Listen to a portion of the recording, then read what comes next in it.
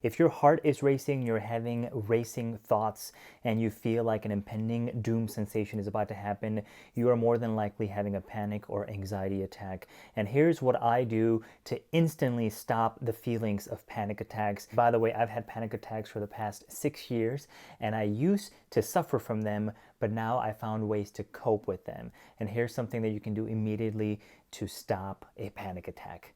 The very first thing that I want you to realize and remember is there's nothing wrong with you, okay? With the racing thoughts comes this feeling and sensation that something is wrong with me.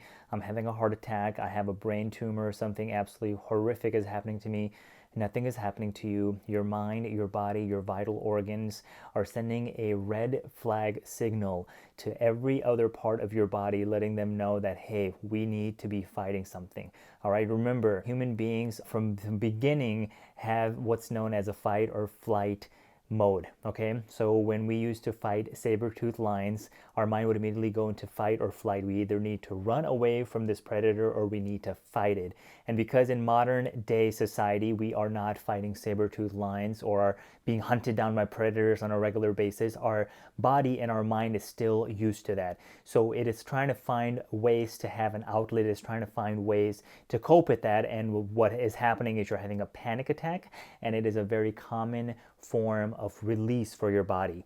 It is an overbearance of stress, it is an overabundance of stress, and it is manifesting itself into physical symptoms such as heart palpitations, racing mind, feeling like everything around you is spinning and feeling like you're going crazy, and again, nothing is wrong with you. So what you need to do is you need to start focusing on your senses. You need to do what's known as a pattern interrupt. You need to interrupt your thoughts, because what's happening right now is you are in a looping cycle. One thought after the other. Your monkey, your lizard brain is going from one thought to the next, to the next, to the next, making you feel like something bad is going to happen or is happening or has happened. So the way you do a pattern interrupt is I needed you to start focusing on all of your senses. Let's begin with your eyesight, your vision. I want you to look around. If you're driving, pull over, stop the car, pull over. And if you are anywhere else, just stop right now and look around you. What do you see? Focus your attention on something nearby. If you're in a park, maybe look at the tree and look at the detail on the leaves from the branches. If you are on the side of the road, look at the cars that are passing by and maybe look past the horizon and look at the sky, the details of the sky. What color is the sky? Is it an overcast day? Is it a sunny day? Do you see clouds? Do you see any kind of formations happening in the clouds? Maybe focus your attention on someone walking by. Just glance at them and look at the details of their clothing. Maybe even look at the thing right in front of you. Put your hand out and start focusing your attention on your hand. The details on your fingerprints, the details, maybe if you're wearing a ring, if you have a watch on, look at the details of anything that is in front of you, okay? So focus your eyesight and your vision on the thing that is right in front of you. The second thing I want you to do is focus on the next sense, which is your smell. If you are in an area where you can smell anything, whether it is at a restaurant and you may be able to smell the aroma of the food around you, if you are close by to someone and you smell their fragrance or perfume, their cologne, really focus your attention on the scents that are around you. The third thing is your hearing. Listen to the sounds that are passing by you, the sounds that are surrounding you right now. If it is peaceful and quiet, listen to the clock, the ticking of the clock as the hands move. Maybe it's the cars that are zipping by. Maybe it's a conversation amongst people that are nearby, okay? Not even the conversation itself, but just a chatter of human beings interacting with one another. If you're at a restaurant and you're having a panic attack, listen to the sounds of the plates, and maybe in the kitchen, people interacting, people talking, people communicating. If there's music playing, listen to the music. Listen to every single beat, every single sound that is being projected around you. Really focus your attention on your hearing. And then there is the feeling of touch. Okay, right in front of you, grab something that is right in front of you. If you're in a car, grab your steering wheel. Put your hands on the steering wheel and really grip onto it and feel the material that the steering wheel is made out of. If you are watching this on your phone, hold your phone really tightly in your hand, the grasp of your hand, and really feel the texture of your phone. If you have a loved one or someone nearby, someone who is trying to help you through this, hold their hand. Feel the warmth of their skin, hold their hand, really feel that touch. And the final thing you need to do is focus on your breathing. Meditation and yoga are big catalysts to helping you overcome your panic and anxiety attacks. So I want you to just close your eyes. And again, if you have been driving or are driving, please pull over to the side of the road. But wherever you are, find a spot where you can close your eyes and really focus on your breathing. Focus on your breath. Because remember, everything that is going on in your life, whatever is causing you stress, the one thing that is always with you, the one thing that will always bring you peace and serenity and bring that harmony back in your life is your breath. All right, I want you to really take a long, deep breath in through your nose and hold it for 1, 2, 3, and then release it through your mouth. Breathe out. And to do that one more time and really, breathe in through your nose. And as you do that, feel the oxygen and your breath inside your lungs. And then breathe out.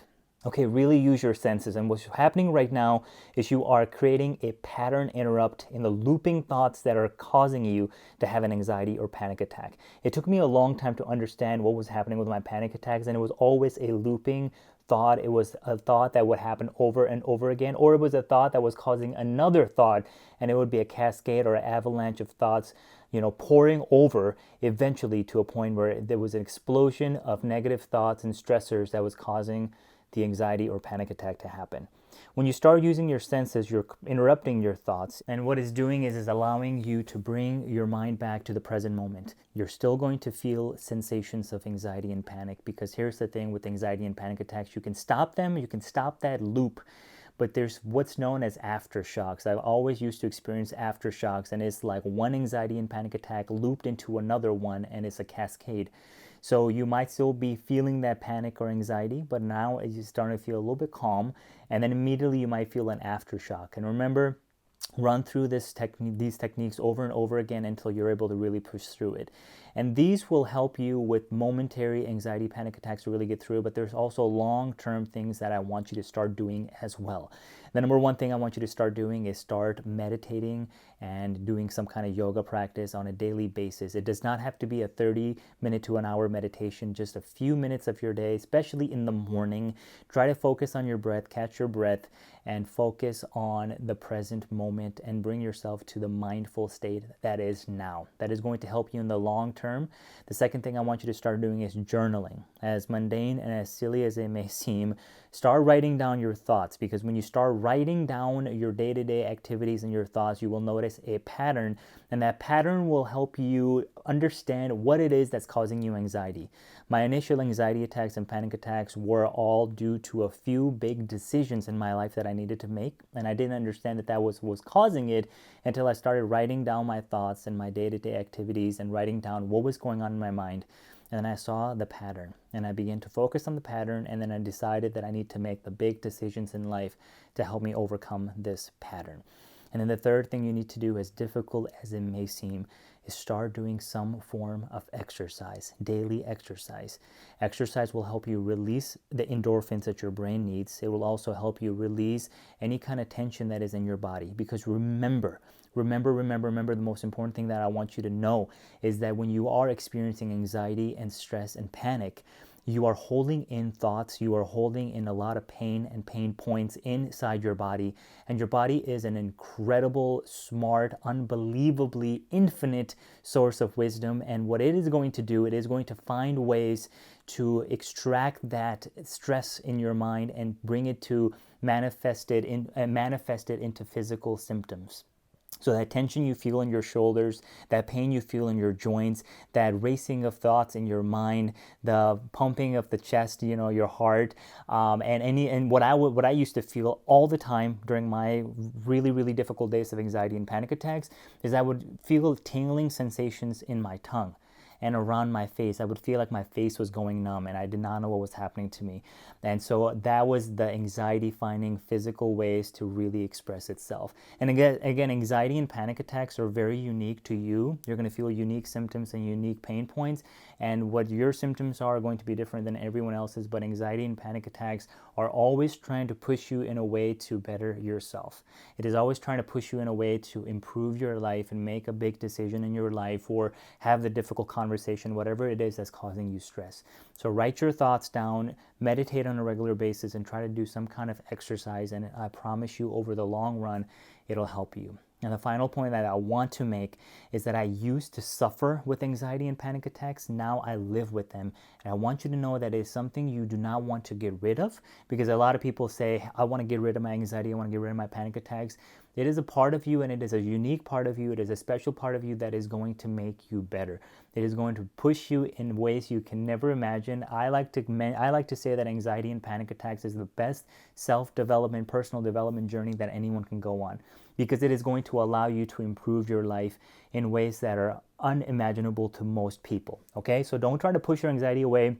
Watch my full video on my anxiety disorder journey, because in it I share how it has improved my life and helped me in ways that I never once imagined. I wanted anxiety to go away just like you do, but now it is a big part of my life. So save this video, watch it over and over again, especially the beginning, to help you get through momentary panic attacks when you're having them. But in the long form, please, please, please take note of what I mentioned. Really start doing the things in your life that need to be done to help you get through anxiety and have it be a big part of your life in a positive, reinforcing, amazing, abundant way. I hope this helps, and I hope you're doing wonderful. Have an amazing day, and please get a hold of me if there's anything I can do to help you through this difficult moment. You got this. I promise.